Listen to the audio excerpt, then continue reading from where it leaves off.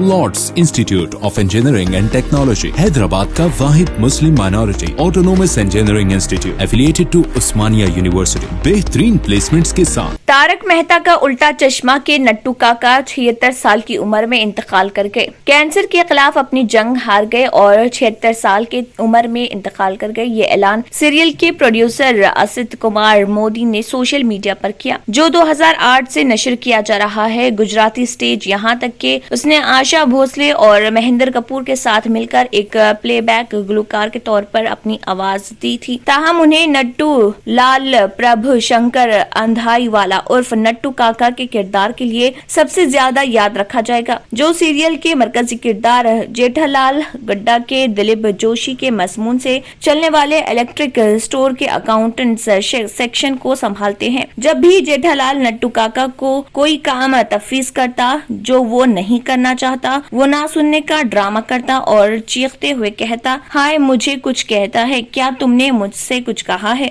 वो अल्फाज उन गिनत मदाहों की इज्तिमाई यादगार रहेंगे जो घनश्याम नायक पीछे छोड़ गए हैं। अगर आपने हमारे चैनल को अभी तक सब्सक्राइब नहीं किया है तो यहाँ पर रेड कलर का सब्सक्राइब बटन दिख रहा है, उसे क्लिक करें और हमारे चैनल को सब्सक्राइब कीजिए और साथ ही साथ बेल आइकन को भी क्लिक कीजिए, जिससे आपको ताज़ा अपडेट मिलती रहे।